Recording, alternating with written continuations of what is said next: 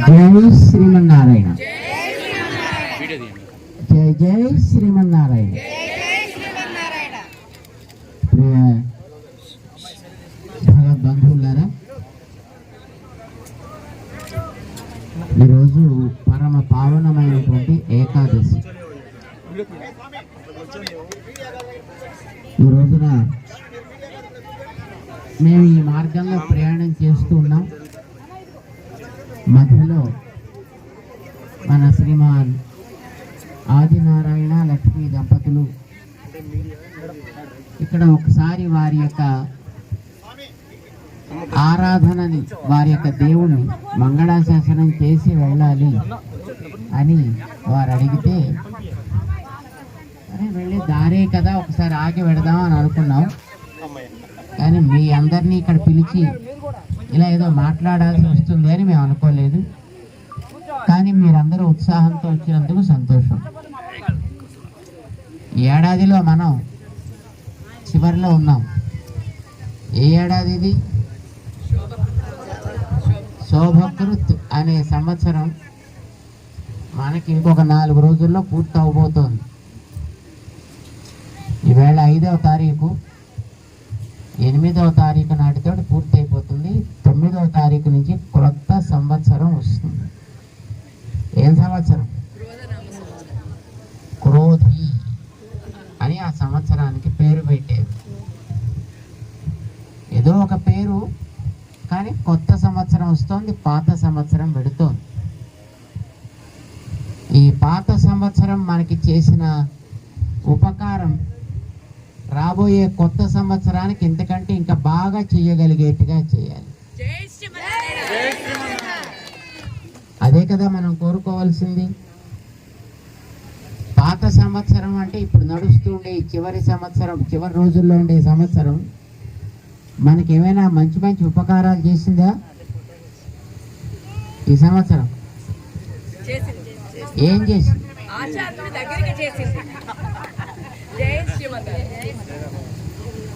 మన దేశానికి అంతటికీ ఒక పెద్ద ఉపకారం చేసింది.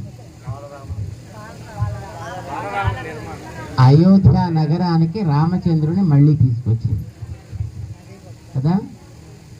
దానివల్ల మన జాతి చరిత్రకి మళ్ళీ ఒక కొత్తదనాన్ని తెచ్చింది.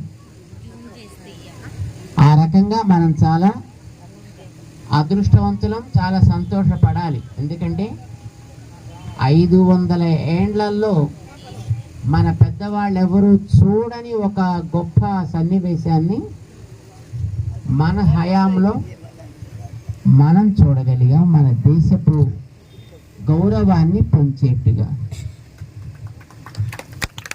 ఆ రకంగా మనం అదృష్టవంతులమే.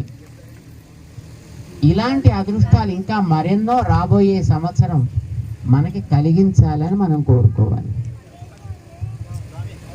ఎందుకంటే మనం ఎప్పుడు కూడా చరిత్రని బలపరుచుకోవాలి.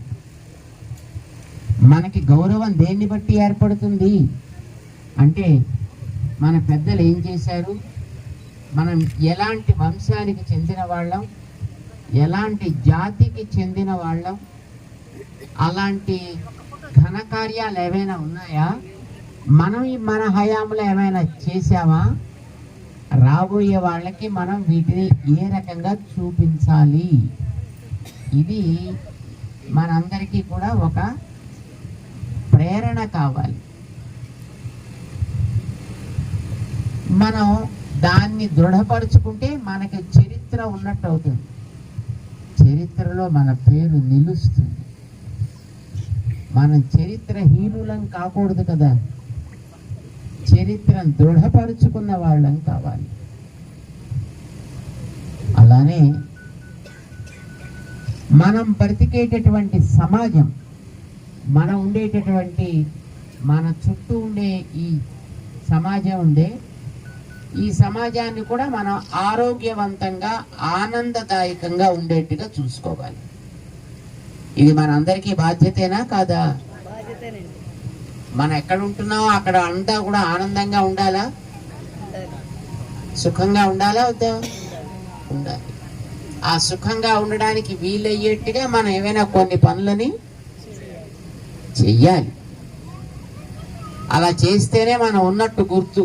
లేకపోతే మనం ఉన్నామని దేన్ని బట్టి చెప్పుకోవాలి? ఏదో 2 ప్లేట్లు భోజనం చేస్తున్నామండి, పొద్దున్న సాయంకాలం పడుకుంటున్నామండి, మళ్ళీ లేస్తున్నామండి, పిల్లల్ని కంటున్నామండి, పోతున్నామండి. అలాంటి మన ఆ వ్యక్తికి ఒక చరిత్ర ఉన్నట్ట. ఎన్నో క్రిములు, కీటకాలు, జంతువులు, పక్షులు అవన్నీ పుడుతూనే ఉన్నాయి, పోతూనే ఉన్నాయి, పుడుతూనే ఉన్నాయి, పోతూనే ఉన్నాయి. వాటికి మనకి తేడా ఏంది కనుక? మనం ఉన్నామంటే మనం ఉన్నందుకు ఏదైనా ఒక ఘన కార్యాన్ని మనం సాధించాలి. అది మన తోటి వాళ్ళకి ఆనందాన్ని కలిగించాలి. ఇందాక మన ఎమ్మెల్యే గారు కోరుకున్నది అది. మనం ఉంటే మన వాళ్ళందరూ కూడా హాయిగా ఉండాలి, ఆనందంగా ఉండాలి. వారికి ఆనందం కావాలంటే వారు మా దగ్గరికి వచ్చేసేవారు నేరుగాను. వస్తే అక్కడే వారికి కావాల్సింది ఏదో చేసుకునేవారు. కానీ వారి ఊరికి ఇక్కడికి మమ్మల్ని ఎందుకు తీసుకొచ్చినట్టు ఆయన? ఇక్కడ ఉండే వాళ్ళకు కూడా ఆనందం కలగాలి, వాళ్ళకు కూడా లాభం ఏర్పడాలి, వాళ్ళు కూడా సంతోషపడితే అది నిజమైన ఆనందం. మన తోటి వారంతా ఆనందపడితే అది నిజమైన ఆనందం తప్ప మన ఒక్కళ్ళకి సంతోషం కలిగితే అది ఆనందము కాదు. మీరు డబ్బా నిండా చాక్లెట్లు పట్టుకొచ్చారనుకోండి, డబ్బా నిండా చాక్లెట్లు శుభ్రంగా తలుపులన్నీ వేసేసుకుని లోపల కూర్చొని తింటే ఆనందమా? లేదు ఇలా నలుగురిని కూర్చోబెట్టి అందరికి తల ఒక్కొక్కటి ఇచ్చి వాళ్ళంతా తింటూ అబ్బా బాగుందండి అంటే అదే ఆనందమా? ఏదో ఆనందం? అందరూ కలిసి ఆనందిస్తే అది ఆనందం. అందరూ కలిసి కూర్చుని ఏడ్చినా ఆనందమే. ఒంటరిగా కూర్చుని నవ్వుకోవడం కంటే నలుగురితో కూర్చుని ఏడవడమైనా మంచిదే. అవునా కదా? ఒంటరిగా కూర్చుని అట్లా వాడు నవ్వుతున్నాడు అనుకోండి, ఏమంటారు వాడిని? ఒంటరిగా పొందేదేది నిజమైన ఆనందము కాదు. ఏది కలిగినా 10గురితో పంచుకోగలిగితే అది నిజమైన ఆనందం. అది కావాలి మనకి. అలా ఉండాలి మనం. అలా ఉండాలనే మనం కొన్ని పనులు చేస్తున్నాం. మన సంస్థ ద్వారా కొన్ని పనులు చేస్తున్నాం. మన సంస్థ అంటే ఏది? వికాస తరంగిణి. మన సంస్థ అంటే ఏది? వికాస తరంగిణి. దాని ద్వారా కొన్ని పనులు చేస్తున్నాం. మన సమాజంలో ముఖ్యమైన పాత్ర ఎవరిది? మన సమాజంలో ముఖ్యమైన పాత్ర ఎవరిదండి? మహిళలది. ఎవరిది? మహిళలది. పురుషులది కాదు ముఖ్యమైన పాత్ర. వాళ్ళు వెనకాల చేసి పెడుతుంటే వీళ్ళు మొగరాయిలు తిరుగుతూ ఉంటారు. ఎప్పుడైనా మగవాళ్ళకి కాస్త అనారోగ్యం చేస్తే 2 రోజులు 3 రోజులు పడుకుంటారు, తర్వాత లేచి వాళ్ళ దారిని వాళ్ళు పోతారు. కానీ ఆడవాళ్ళకి ఎప్పుడైనా అనారోగ్యం చేస్తే ఏమవుతుంది? ఆ ఇల్లు అతలా కుతలం అయిపోతుంది. ఇంట్లో వాళ్ళంతా కూడా గాబరా పడిపోతారు, గడబడి పడిపోతారు. ఎక్కడ ఏముందో తెలియదు పాపం, వాళ్ళకి ఇబ్బందుల పాలైపోతారు. ఆడవాళ్ళకు ఉండే ఇంపార్టెన్స్ అది. అలాంటి ఆడవాళ్ళు ఆనందంగా ఉండాలా వద్దా? ఆడవాళ్ళు ఆనందంగా ఉండాలంటే వాళ్ళ ఆరోగ్యం బాగుండాలి.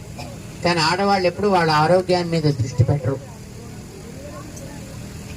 ఇంట్లో ఎవరికైనా ఆరోగ్యం బాగాలేకపోతే దాని మీద చాలా తీవ్రమైనటువంటి ప్రయత్నం చేసినే దాన్ని బాగు చేయాలని అనుకుంటారు. కానీ వాళ్ళ ఆరోగ్యానికి ఎప్పుడైనా ఇబ్బంది వస్తే పైకి చెప్పను కూడా చెప్పరు. ఏదో సర్దుకుంటుంది లేదు 2 రోజులు అయితే అదే పోతుంది లేదు ఇలా అనుకుంటారు. ఎందుకని? ఏమో తనకు ఆరోగ్యం బాగాలేదంటే మళ్ళీ ఇంట్లో వాళ్ళు కష్టపడతారో ఏమిటో, వాళ్ళు ఏమైనా అనుకుంటారో, అయితే ఇరుగు పొరుగు అమ్మలు ఏమైనా రకరకాల కథలు గట్రా కడతారో, భర్త ఆదరిస్తాడో ఆదరించడో, ఇలాంటి రకరకాలైనటువంటి భావాలతోటి ఆడవాళ్ళు తమ ఆరోగ్యానికి కాస్త ఇబ్బంది కలిగినా ఎప్పుడు బయటికి చెప్పుకోరు. అలాంటప్పుడు ఆడవాళ్ళ ఆరోగ్యాన్ని జాగ్రత్తగా చూడాల్సిన బాధ్యత ఎవరిది? మగవాళ్ళది, సమాజానికి కూడా. ఆడవాళ్ళకి ఈ మధ్య కాలంలో చాలా అతి ఎక్కువగా వచ్చేటటువంటి సమస్య ఏమిటో తెలుసిన? ఏ జబ్బు వస్తుంది ఈ మధ్యకాలం ఎక్కువగా? క్యాన్సర్.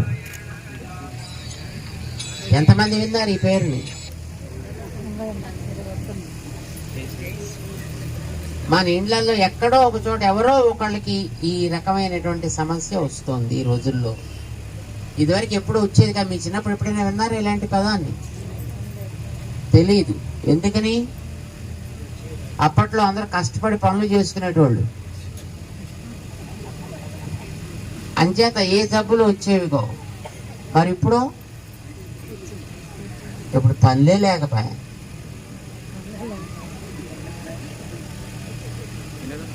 జీవిత విధానమే మారిపోయింది. లైఫ్ స్టైల్ మారిపోయింది. మారిపోవడంతో శారీరక వ్యాయామం తగ్గడంతో రోగాలు పెరుగుతున్నాయి.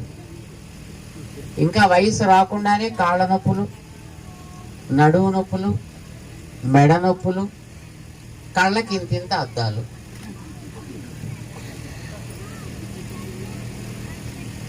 ఇప్పటికీ కూడా కొంతమంది 90 ఏళ్ళు వచ్చిన వాళ్ళు కళ్ళద్దాలు లేకుండా హాయిగా పేపర్లు చదువుకునే వాళ్ళు ఉన్నారు.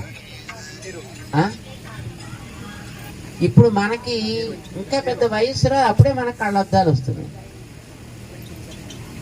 జీవన విధానం మారింది, ఆరోగ్యాలు కూడా క్షీణిస్తున్నాయి. అందుకోసమనే మన వికాస తరంగిణి మహిళా ఆరోగ్య వికాస్ అనే పేరు పెట్టి ఆడవాళ్ళకి క్యాన్సర్ రాకుండా జాగ్రత్తలు ఏం తీసుకోవాలో దాని మీద పరీక్ష చేస్తాం. మనకి ఇక్కడ మేడం ఉన్నారు, రోజా గారు, వాళ్ళతో పాటు ఒక టీం ఉందండి ఈ ప్రాంతంలో. ఇలాగ మొత్తం మన దేశంలో చాలా ప్రాంతాల్లో టీమ్స్ ఉన్నారు.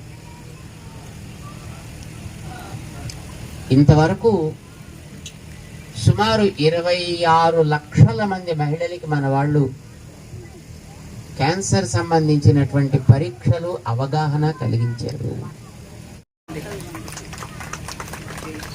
మరి మన ప్రాంతాల్లో ఎలాంటివి ఎక్కువ చేసినట్టుగా లేదు.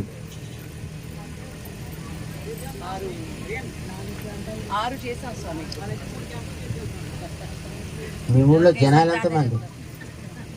ఒక్కొక్క క్యాంపులో ఎంతమందిని చేశారు?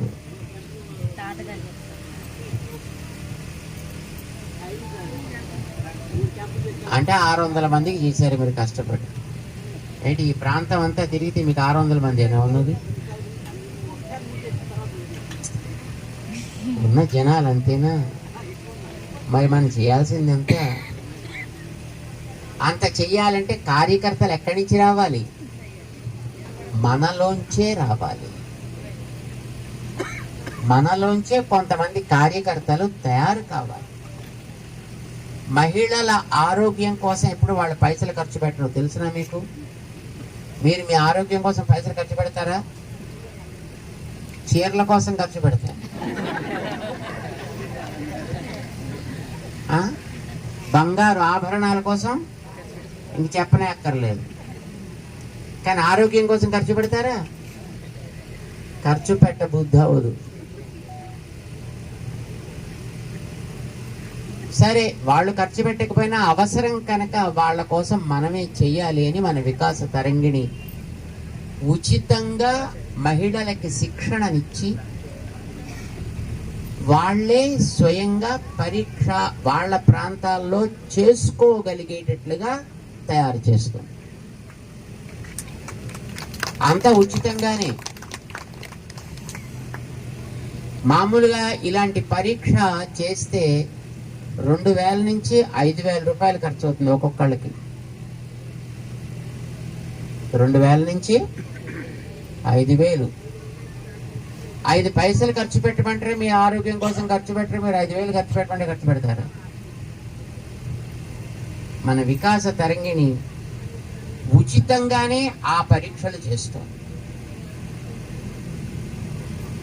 మన ప్రాంతాల్లో కూడా అలాంటి పరీక్షలు చేసి మన మహిళా జాతికి ఆరోగ్యం బాగుండేట్టు మనం చూసుకోవచ్చా, చూసుకోకూడదా? 35 ఏళ్ల వయస్సు దాటిన ప్రతి మహిళకి పరీక్ష జరగాలి అనేది మన ఆరోగ్య సంస్థ చేసేటటువంటి సూచన, ప్రభుత్వం చేసేటటువంటి సూచన. 35 ఏళ్ళు దాటితే ఈ పరీక్ష తప్పకుండా జరగాలి. కానీ చాలా మంది ఉన్నారు ఇక్కడ 35 ఏళ్ల వయసు దాటిన వాళ్ళు. ఎంతమంది చూపించండి, చేతులు ఎత్తండి ఒకసారి. అందరూ అలాంటి వాళ్ళే, ఎవరో 2-3 తప్ప. మరి వీళ్ళు ఎంతమంది పరీక్ష చేయించుకున్నారో చెప్పండి చూద్దాం ఒకసారి. చూడండి, గట్టిగా 5-6 చేతులు కూడా ఎత్తనట్లేదు, కనిపించట్లేదు. గర్భకోశపు ఆరోగ్యము, సర్విక్స్ అంటారు, దాని పరీక్ష జరుపుకోవాలి. ఎందుకనంటే క్యాన్సర్ అనేది మిగతా జబ్బుల్లాగా తెలియదండి. మామూలుగా మీ కడుపు నొప్పి వచ్చింది అనుకోండి, ముందు తెలుస్తుంది. తలనొప్పి వస్తే తెలుస్తుంది, గుండెకి జబ్బు వస్తే తెలుస్తుంది, లివర్కి ప్రాబ్లం వస్తే తెలుస్తుంది, కిడ్నీస్కి ప్రాబ్లం వస్తే తెలుస్తుంది. ఏ భాగానికి ప్రాబ్లం వచ్చినా ముందు కొన్ని గుర్తులు కనిపిస్తాయి. క్యాన్సర్ అట్లాగా గుర్తులు ఏమీ కనిపించని ఒక నిశ్శబ్దపు హంతకురాలు, సైలెంట్ కిల్లర్. క్యాన్సర్ అనేది ఒక సైలెంట్ కిల్లర్ అండి. అదే ఉన్నట్టు కూడా తెలియనివ్వదు. లోపల బాగా మురిగిన తర్వాత టక్కమని ఎక్కడో ఒకసారి బయటకు వస్తుంది. బయటకు వచ్చిందంటే అప్పటికి చాలా మురిగిపోయిందని అర్థం. అప్పటి తర్వాత మనం పెద్దగా ట్రీట్మెంట్ చేయించిన పైసలు ఖర్చు తప్ప మనిషి దక్కడం కష్టం. ట్రీట్మెంట్ ఏదో చేస్తారు, ఎప్పుడైనా విన్నారా మీరు? ఏం ట్రీట్మెంట్ చేస్తారు? కీమోథెరపీ. మీ అందరికీ అవగాహన అయితే ఉంది. ఎందుకంటే ప్రతి వాళ్ళ ఇండ్లలోనూ ఎక్కడో ఒక చోట ఒక్కొక్క వ్యక్తికి ఇట్లాంటి వాళ్ళు తగులుతూ ఉంటారు. ఎంతమందికి అట్లాంటి వ్యక్తులు ఎక్కడో తగిలారో చెప్పండి మీ కుటుంబాల్లో. చూడండి ఎన్ని చేతులు ఎత్తాయో. ఇది చాలా ప్రమాదకరమైనటువంటి ఒక మహమ్మారి. దానికి ముందు మనం జాగ్రత్త తీసుకుంటే దానివల్ల మనకి ప్రమాదం ఉండదు. మన వికాస తరంగిణి ఆ ముందు జాగ్రత్తని నేర్పిస్తుంది. ఎలా మనం జాగ్రత్త తీసుకోవాలి, ఎలా మనం పరీక్ష చేయించుకోవాలి, ఎలా పరీక్ష చేయాలి. మీలో 10వ తరగతి దాటి చదువుకున్న వాళ్ళు ఎవరైనా చేతులు ఎత్తండి చూద్దాం. 10వ తరగతి చాలు. బోళ్ళంత మంది ఉన్నారు. మనకి ఈ పరీక్షకి ట్రైనింగ్ కావడం కోసం అని మనకి పెద్ద చదువు అక్కర్లేదు, శ్రద్ధ ఉంటే చాలు. మహిళల ఆరోగ్యాన్ని మీద పరీక్ష చేయాలంటే ఎవరు చేయాలి? మహిళలే చేయాలి కదా. పురుషులు వచ్చి చేయలేరు కదా. మహిళలే పరీక్ష చేయాలి. చేయాలంటే మహిళలే ట్రైనింగ్ తీసుకోవాలి. కాస్త సమయం ఇవ్వగలిగే మహిళలు ఓ 25 మంది ఉంటే చాలు. వాళ్ళకి ట్రైనింగ్ ఇవ్వడానికి మన వాళ్ళు వస్తారు. మీకు కావలసిన శిక్షణని ఇస్తారు, మీకు కావలసిన పరికరాలు ఇస్తారు, మీరు పరీక్ష చేస్తుంటే ఎలా చేయాలో నేర్పిస్తారు, మీరే పరీక్ష చేయొచ్చు. 2-3 సార్లు మీకు అవగాహన కలిగేంత వరకు మన వాళ్ళు ట్రైనింగ్ ఇస్తారు. మీకు అనుభవం కలిగిన తర్వాత మీ ప్రాంతాల్లో హాయిగా మీరే పరీక్షలు నిర్వహించవచ్చు. మీ ప్రాంతపు మహిళల ఆరోగ్యానికి మీరే రక్షకులు కావచ్చు. అది మనకి ముదరకుండా కనుక ముందు పరీక్ష చేయించుకోగలిగితే దానివల్ల ఆ జీవితం బాగుపడ్డట్టు లెక్క. ఒక వ్యక్తి యొక్క ప్రాణానికి రక్షణ కలిగించినట్టు, ఒక కుటుంబాన్ని ఆ రకంగా ఆదుకున్నట్టు. ఒక మహిళ ఆరోగ్యవంతురాలు అయిందంటే ఆవిడ ఒక్కతికే కాదు కదండి, ఆవిడ వల్ల ఆ కుటుంబానికి రక్షణ.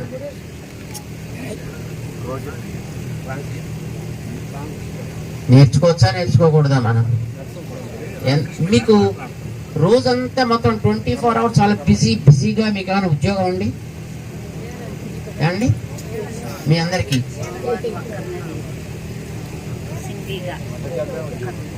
వంట ఎంతసేపు చేస్తారు రోజులో? అసలు ఇప్పుడు వంటలు ఎవరు చేస్తున్నాడు కానీ? ఇప్పుడు మీకు ఉప్మా పౌడర్ దొరికే, వేడి నీళ్ళలో వేసుకోండి తినండి, అయిపోయి. దోశ పిండి దొరికే, తీసుకోండి శుభ్రంగా వేడి చేసి వేసేయండి, అయిపోయి. అంత రెడీమేడే కదా. బట్టలు కుట్టుకోక్కర్లేదా? రెడీమేడ్. బట్టలు ఉతుక్కోక్కర్లేదు, వాషింగ్ మిషన్స్. పచ్చళ్ళు కొనుక్కోక్కర్లేదు, రెడీమేడ్ పికిల్స్. కర్రీ పాయింట్లు, కూరలు వండుకోక్కర్లేదు.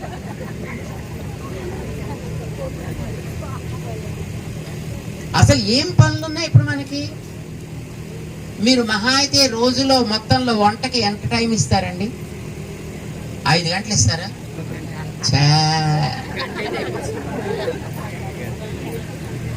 మహా అయితే 1.5 2 గంటలు ఇస్తారేమో. ఓ 7 గంటల సేపు నిద్రపోతారు అనుకుందామండి, 9 గంటలు.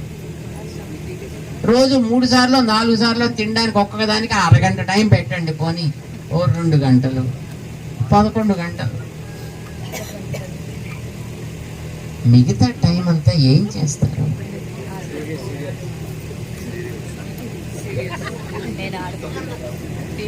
ఆ టీవీ సీరియల్స్ చూసి ఆరోగ్యాన్ని మరింత నాశనం చేసుకోవడం మంచిదా, మన తోటి మహిళలకి మనకి ఆరోగ్యం బాగుండేట్టు చూసుకోవడం మంచిదా? ఏది మంచిదండి? లేవాలంటే నడువు నొప్పి, మోకాళ్ళు నొప్పి, మెడ నొప్పి, అలా ఉండడం మంచిదా, ఆరోగ్యంగా ఉండడం మంచిదా? దానికోసం కొంత శ్రమ మనం పడచ్చా పడకూడదా? మీలో కొంతమంది బహుశా వ్యవసాయాలు చేసుకునే వాళ్ళు ఉండొచ్చు. అది సీజనల్ పని. ఆ సీజన్ వస్తే ఆ పని చేసుకోవాలి, లేకపోతే ఆ పని లేదు. మన సమయాన్ని ఇలాంటి వాటి కోసం, మన మహిళా జాతి యొక్క ఆరోగ్యం కోసం కొంతైనా మనం వాడగలిగితే మంచిదా కాదా? మంచిదంటే దానికి తగిన శిక్షణ మనం పొందొచ్చా పొందకూడదా? నేర్వచ్చా నేర్వకూడదా? మరి నేరుద్దామా? ఎంతమందికి రెడీ చెప్పండి? ఎంతమంది నేర్చుకోవడానికి రెడీ?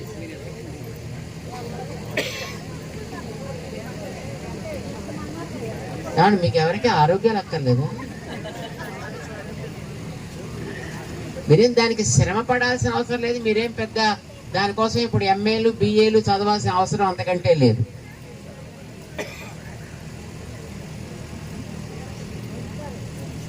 చిన్న శిక్షణ, 4 రోజుల శిక్షణ అండి. దాన్ని ఎన్ని రోజులు? 4-5 రోజులు శిక్షణ మ్యాక్సిమం. అంత టైం మనం ఇవ్వగలమా ఇవ్వలేమా? 4-5 రోజులు. అది కూడా మళ్ళీ రోజంతా అక్కర్లేదు. ఆ రోజుల్లో కూడా దానికి రోజుకో 2 గంటలు 3 గంటలు టైం ఇస్తే సరిపోతుంది. ఆ తర్వాత మనం పరీక్షలు చేసేట వారానికి 1 రోజు టైం ఇస్తే చాలు. ఏమండి, మీరు ఒక టీం ఇక్కడ 25 మంది తయారైతే మీ దగ్గరికి మేము ఎవరైనా పంపిస్తాం.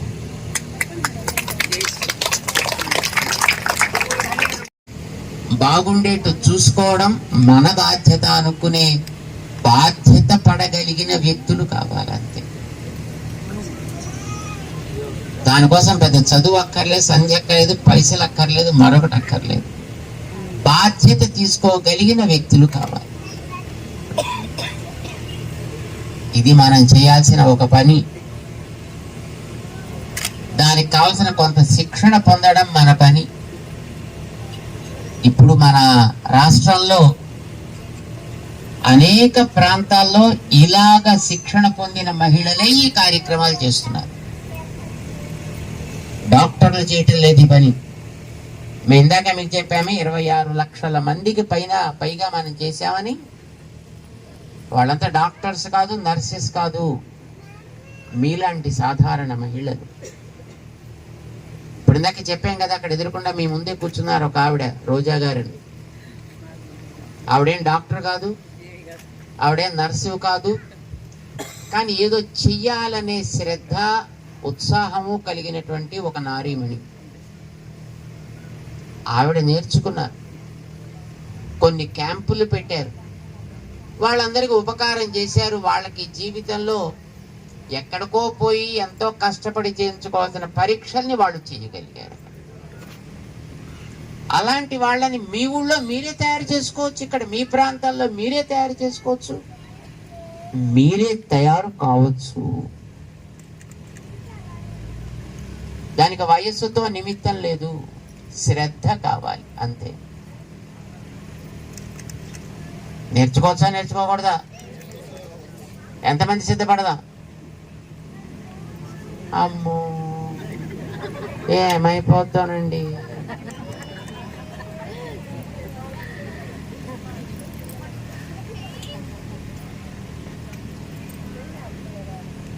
మీరిక్కడ మన రోజా గారు, లేకపోతే ఇక్కడ మన ఎమ్మెల్యే గారి వైఫ్ ఉన్నారు, ఇక్కడ వైఫ్ వరలక్ష్మి గారా, వారి దగ్గర సంప్రదించండి, పేర్లు ఇవ్వండి, టీం తయారు చేయండి. మీరు రెడీ అయ్యారంటే మేము మీ దగ్గరైనా పంపిస్తాం, లేకపోతే మన వాళ్ళైనా మీ దగ్గరికి వచ్చి ట్రైనింగ్ ఇస్తారు, పరికరాలు చూపిస్తారు, ఏం చేయాలో చెప్తారు. ముందుగా ఎవరెవరు సిద్ధపడ్డారో వాళ్ళకి పరీక్ష చేసి ఎలా ఉంటుంది ఏమిటి పరీక్ష అనేది ఒక అనుభవాన్ని మీకు వాళ్ళు కలిగిస్తారు. బాగుంటుంది అనిపిస్తే మీరు కంటిన్యూ చేయండి, అబ్బా ఇదేమిటండి అని అనిపిస్తే మానేయండి. ఇది ఒక అవసరము, సమాజపు ఆరోగ్యానికి అవసరం. సమాజానికి మహిళలు ఎంత అవసరమో రెండవ అవసరం ఎవరు? పిల్లలు. పిల్లలు ఈవేళకి మన తరం పూర్తయిపోతుంది. మన తర్వాత తరం తయారు చేసుకోవాల్సిన బాధ్యత మనకుందా లేదా?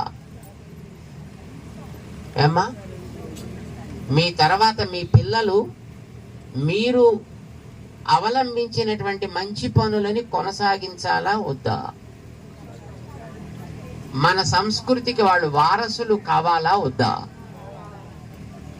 మన నీతి నియమానికి వాళ్ళు కొనసాగింపు చేయాలా వద్దా?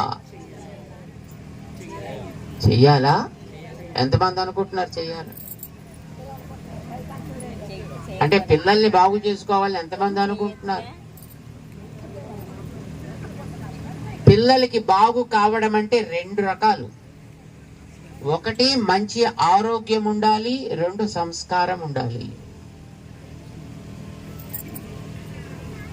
చిన్న పిల్లలకి ఏవో రకరకాలైనటువంటి ఆరోగ్య సమస్యలు వస్తుంటాయి. అలాంటి వాటి నుంచి వాళ్ళు విముక్తులు కావాలి, లేదు అలాంటి వాటిని తట్టుకోగలిగే శక్తి వాళ్ళకి కావాలి. అలాంటి దానికోసమని మన వికాస తరంగిణి ఒక కార్యక్రమం చేస్తుంది. దాని పేరే స్వర్ణామృత ప్రాశము అంటారు. నెలలో ఒక్కసారి మీకు ఏడాదిలో ఎప్పుడో 6 నెలలకు ఒకసారి పోలియో డ్రాప్స్ వేస్తుంటారు చూసారా? అలాగా వాళ్ళకి ప్రతి నెలకి ఒక్కరోజు పుష్యమి నక్షత్రం వచ్చిన రోజున ఆ చుక్క వేయాలి. దానికి బంగారు భస్మాన్ని తేనెతో కలిపి వేస్తారు. ఇంకా ఏవో కొన్ని కలుపుతారు దాంట్లో. దాన్ని ఒక మంచి పిల్స్ కింద తయారు చేసి మన సంస్థ అందిస్తుంది, మన వికాస తరంగిణి ఇస్తుంది.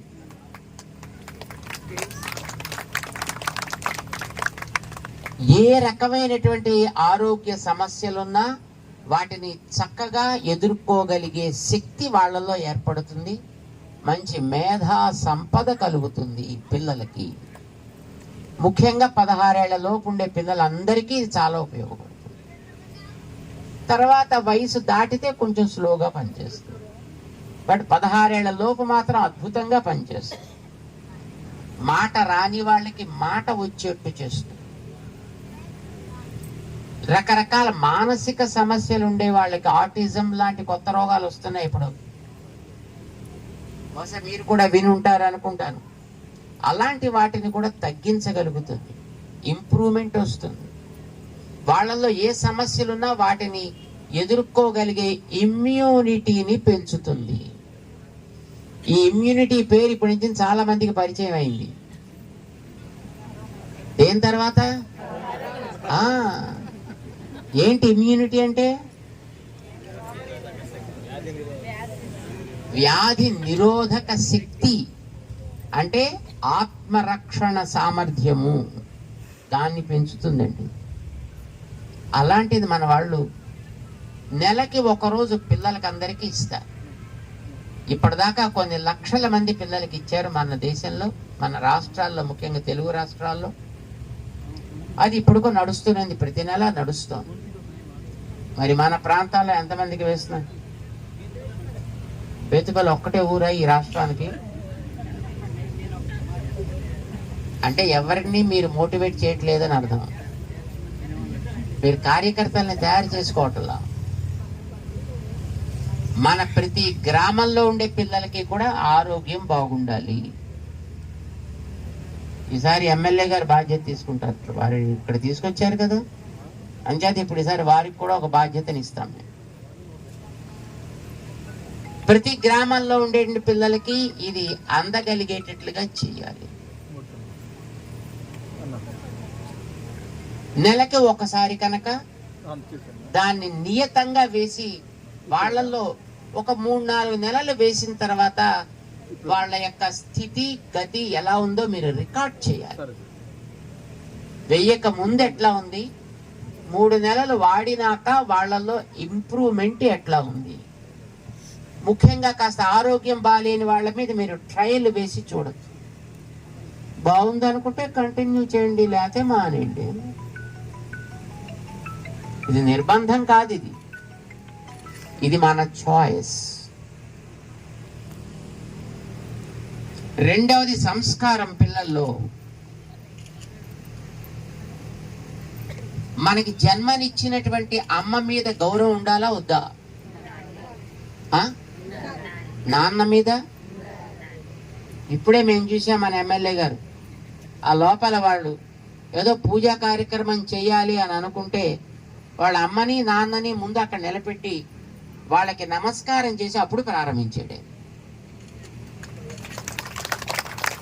ఇది సంస్కారం. పెద్దల యొక్క ఉపకారాన్ని తలుచుకునే కృతజ్ఞత ఉండాలా వద్దా? అలా ఉండాలని మీకు ఎక్కడైనా స్కూల్ పుస్తకాలు నేర్పుతున్నాయా? మీ స్కూల్ పుస్తకాల్లో అలా కృతజ్ఞత ఉండాలని ఎక్కడ నేర్పిస్తున్నాయా? అమ్మని నమస్కరించుము ఎవడని చెప్తున్నాడా? నాన్నని నమస్కరించుము ఎవడని చెప్తున్నాడా? పోనీ కనీసం పాఠాలు చెప్పిన గురువు గారినైనా గౌరవించుము ఎవడని చెప్తున్నాడా? అవి చెబితే పాపం అనే దశలో ఉన్నారు ఇప్పుడు ఇవాళ. అలాంటి చదువా? మన స్కూళ్ళల్లో చదువు ఇవాళ అలా ఉంది, అంత అద్భుతంగా ఉంది. సరే, మన స్కూళ్ళని అనలేము, కనీసం అలాంటివి మనం నేర్పుకోవాల్సిన బాధ్యత మనకుందా లేదా? తల్లిని, తండ్రిని, గురువుని గౌరవించడం చేతకాని వ్యక్తి చేతిలో చదువు ఉంటే ఏమో లాభము?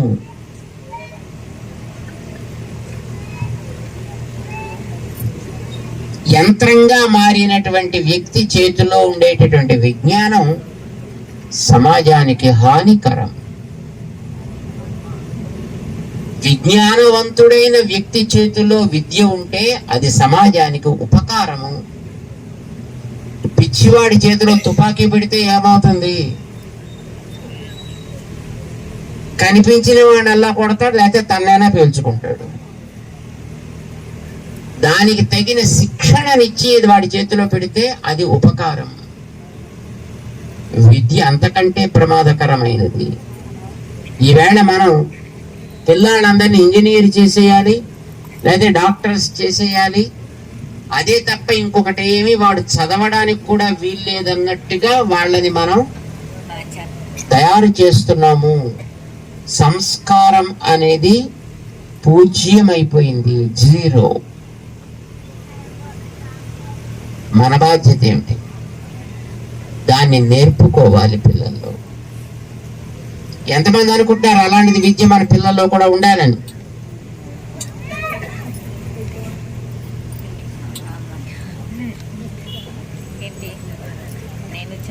అది మరి పిల్లలకి నేర్పుకోవాల్సిన బాధ్యత మనకున్నప్పుడు దానికి ఏదైనా ఒక కోర్సు కావాలి కనుక మన వికాస తరంగిణి ప్రజ్ఞ అనే పేరుతో ఒక కోర్సు పెట్టి. ఏం పేరుతో? ప్రజ్ఞ. ఇప్పుడు మనకి వేసవి సెలవులు వస్తున్నాయి. ఇప్పుడే ఒంటిపూట బళ్ళు వచ్చాయి. ఆ ఒంటిపూట బడి నుంచి ఇంటికి వచ్చాక పిల్లాడు ఏం చేస్తాడు?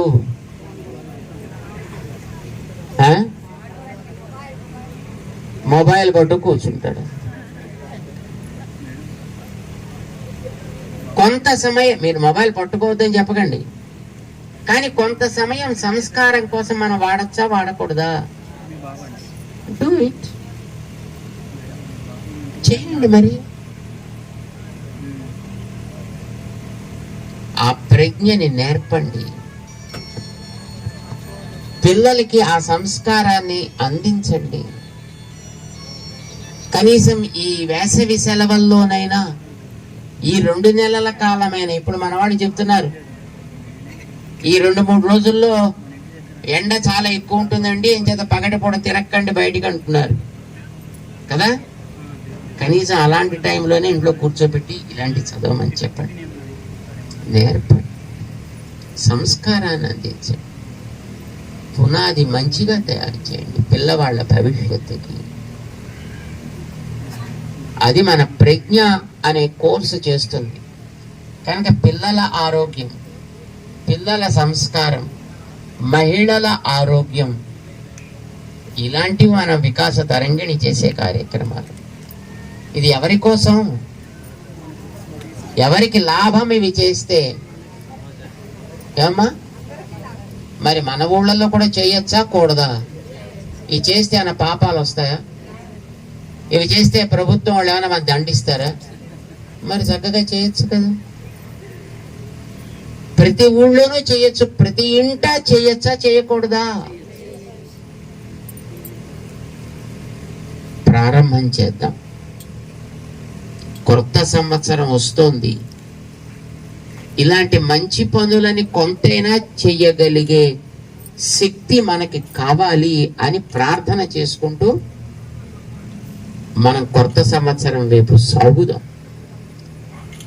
పాత సంవత్సరానికి వీడ్కోలు పలుకుదాం. సంవత్సరం గడిచింది అంటే దానివల్ల పెద్ద లాభం ఏం కాదు. నువ్వు చెప్పకపోయినా దాని గడిచేదేదో గడుస్తూనే ఉంటుంది. నువ్వు గుర్తించకపోతే సూర్యుడు ఆగుతాడా? గాలి ఆగుతుందా? నేల ఆగుతుందా? వాటిని వాడుకోగలగడం అనేది మనం చెయ్యాల్సిన పని తప్ప, ఏమండోయ్ నన్ను వాడుకోండోయ్, నన్ను వాడుకోండోయ్, నన్ను వాడుకోండోయ్ సూర్యుడు గారు ఎప్పుడైనా చెప్తారా? అవసరం ఆయనకి. వాడుకోకపోతే నష్టపోయేది ఎవరు? నష్టపోవడాలా? వద్దు, లాభపడండి, నేర్చుకోండి, 10 మందికి నేర్పండి, 10 మందిని తయారు చేయండి, బాగుపడండి. ఆనందించండి. ఇది మన ఎమ్మెల్యే గారు కోరుకునేది. మనం ఆనందించాలి, మన తోటి వాళ్ళకి ఆనందం కలిగేటట్లుగా మనం ప్రవర్తించాలి. మీరు మీ ప్రాంతంలో ఉండే ప్రతి గ్రామంలో ఇలాంటి మంచి పనులకి శ్రీకారం చుడతారని మేము ఆశిస్తాం. ఎమ్మెల్యే గారు, మీ ప్రాంతంలో ఉండేటటువంటి మీ అంగన్వాడీ టీచర్స్ ద్వారా, ఎందుకంటే వాళ్ళకి ప్రతి 1000 మహిళలకి ఒక్కొక్క అంగన్వాడీ టీచర్ తప్పనిసరిగా ఉంటారు కనుక అలాంటి వాళ్ళని కూడా ఈ కార్యక్రమంలో వాళ్ళని నియోగించి వాళ్ళ ద్వారా వాళ్ళు ఎన్నో రకరకాలుగా పనులు చేయడానికి వాళ్ళకి బాధ్యతలు ఇచ్చారు. ఆరోగ్యాన్ని కూడా చూడమని చెప్పండి, ఈ పరీక్షలు కూడా చేయమని చెప్పండి, వాళ్ళకి ఆనందం కలిగేట్టుగా చూడమని చెప్పండి, పిల్లలకు కూడా జాగ్రత్తగా చూడమని చెప్పండి. వచ్చే క్రోధినామ సంవత్సరంలోకి మనం అడుగుపెట్టి ఆనందంగా ముందుకు సాగే అదృష్టం మనకి దేవుడు కలిగించాలి అని ప్రార్థన చేస్తూ మీ అందరికీ అనేక మంగళాశాసనాలు చేస్తున్నాం. శ్రీమాన్ మన ఆదినారాయణ దంపతులు ఎంతో శ్రద్ధతోటి చేసినటువంటి ఈ కార్యక్రమానికి వారికి మేము అనేక మంగళాశాసనాలు, వారి అమ్మగారు అత్తగారు కూడా ఇక్కడ ఉన్నారు, వాళ్ళిద్దరికీ కూడా మంగళాశాసనాలు చేస్తున్నాం. వారి యొక్క ఈ పిలుపుకి స్పందించి మీరందరూ ఇంత ఉత్సాహంగా వచ్చినందుకు మీ అందరికీ కూడా అనేక మంగళాశాసనాలు చేస్తున్నాం. జై శ్రీమన్నారాయణ.